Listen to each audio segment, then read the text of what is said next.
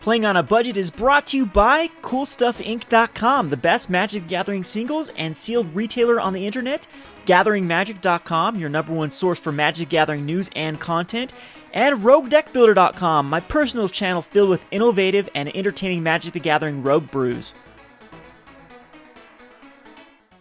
Hi there, it's Kevin with GatheringMagic.com with another episode of Playing on a Budget. This week we're going to try to take a mono white list that I've been toying around with. It has actually been putting up pretty good results, as it does very well against the aggressive match and not too shabby against the control match. And right now, there are basically three decks in the format you need to be able to beat. One is going to be the Atarka's Slide, which is the green-red burn, mono-red aggro, splashing for Destructive Reverie and Atarka's Command. And then you need to be able to beat the Esper Dragons, and you need to be able to beat Abzan Aggro. Those are the three decks that I think that if you can handle, if you can actually beat those decks, then the deck is well positioned. So anyway, playtesting this deck so far has actually done quite well against those three matchups. The red deck is by far the easiest one. What this deck is going to do is it's going to have a combination of token generating cards.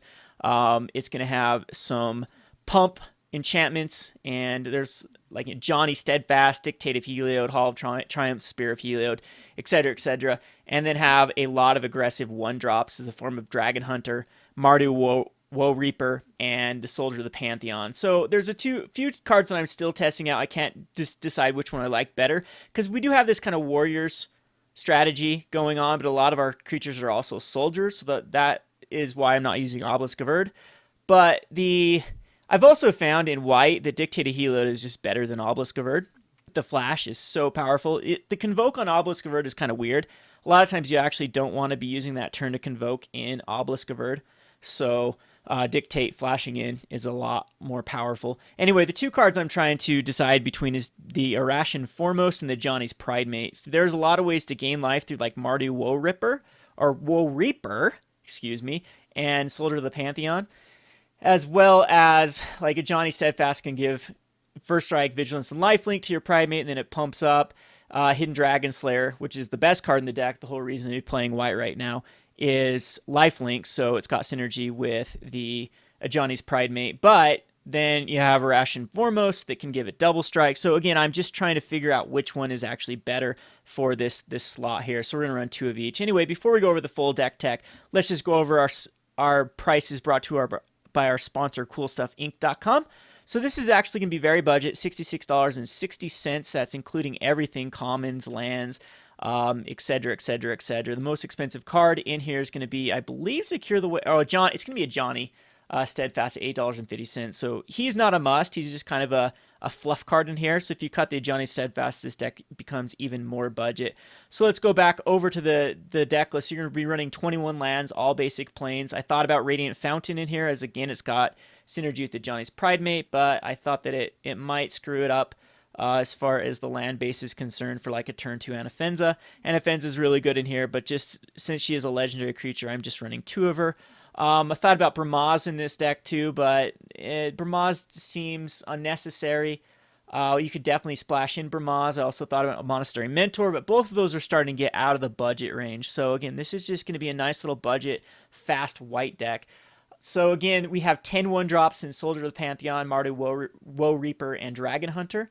Then we have a bunch of 2-drops in the form of Secret of the Ways, which again, this guy can get lifelink, Raise the Alarms, Ajani's Pridemate, and Hidden Dragonslayer most likely is not going to be a 2-drop. It's going to be more like a 4-drop, because you're going to morph it turn 3 and then Megamorph it turn 4. And then we have, again, the Arashin Foremost at our 3-drop. It's double strike. So with the pump spells, it can actually do quite a bit of damage, and it's pretty sweet with like Ajani's Steadfast giving all counters to your double striker, and like a Raising Alarms is going to be very, very potent. And Arashin Foremost off like a Dictate of Heliod, it's going to be great too.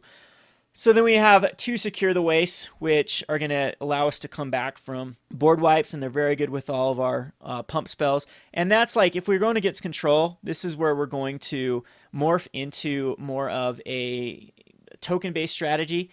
We have one Mastery of the Unseen in the main board, and then two Mastery of the Unseens in the sideboard, as they're very good against mid-range and control matchups. If you stick this, then it's very easy to come back against control. We have 2 more Launch the Fleets in the sideboard, just to give us that really powerful Secure the Waste and launch the fleets into, like, if you have like a Spear of Heliod or Hall of Triumph out. We have another Hall of Triumph in the sideboard. We also have 2 more Secure the Waste. So again, you can see we just morph over into a complete tokens route. So we also have Spirit Bonds, which is a pretty sweet card against control, because you can just continue to create threats and just slowly grind the control out. I've got 2 Gods Willing in here against a few different decks that want to use. Mainly, you just bring this in versus Abs and Aggro, as in you can put a 2-drop out, they put a 2-drop out, they try to kill your 2-drop on turn 3, you Gods Willing to save it.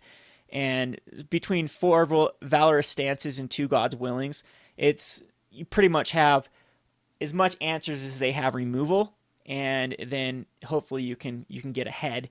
And again, they have some very aggressive cards too, but the good news against Abs and Aggro is you're going to have a lot more efficient mana base, and you're going to have a 1-drop, which can start getting in there for damage. So yeah, that's the whole theory, is you can get into that bit of damage, put them on the defensive, and then just start to grind them out as well. So without any more introduction to this deck, we'll play some games here and see how well it does against the metagame. This has been Kevin with GatheringMagic.com. Thanks for watching.